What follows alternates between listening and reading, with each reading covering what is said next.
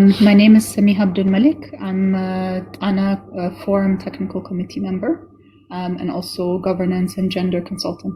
Okay, thank you. I think one thing that we need to start off with is an acknowledgement that the benefits, especially for women, are not automatic. We already see within national economies, regional economies, that there are many gender inequalities within our economies. But I think what's really important is the amount of work that's gone into looking at the gender dimensions of this free trade agreement and looking at how we can support member states in their implementation to allow women, particularly women entrepreneurs.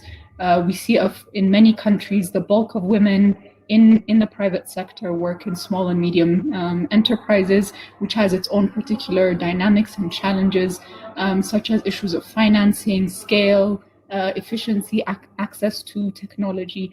And I think if we can start to unpack all of these things, we will be able to see women in the private sector being able to benefit from this continental agreement.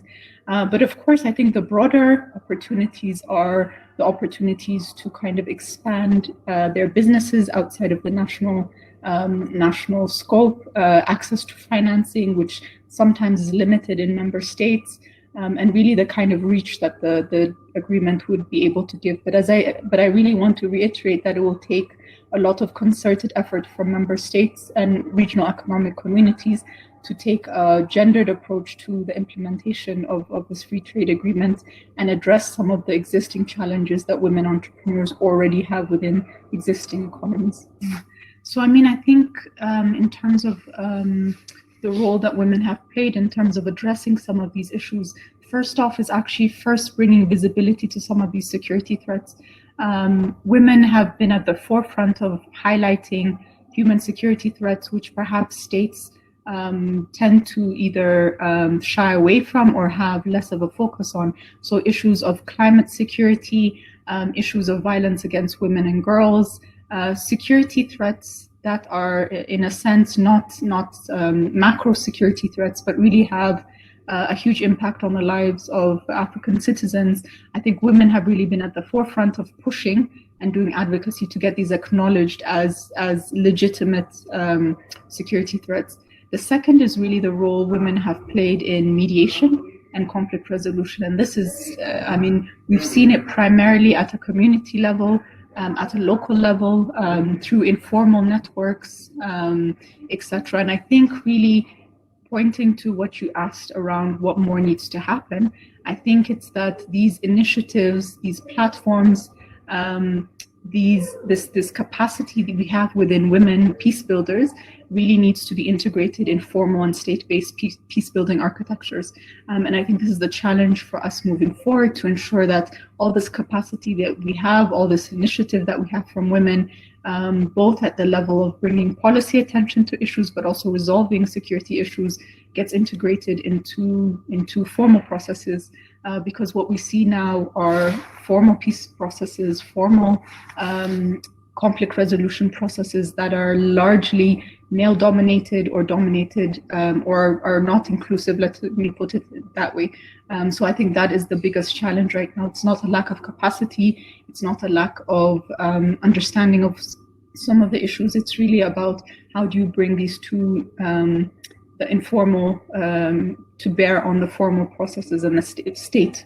By formal, I mean state processes of conflict resolution and management.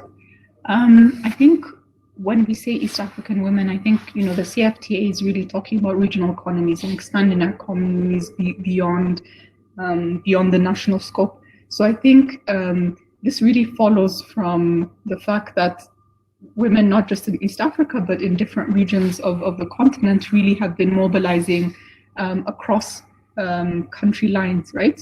They've been mobilizing on issues of cross-border trade, on peace and security, on violence against women and girls. So you have this capacity to network transnationally.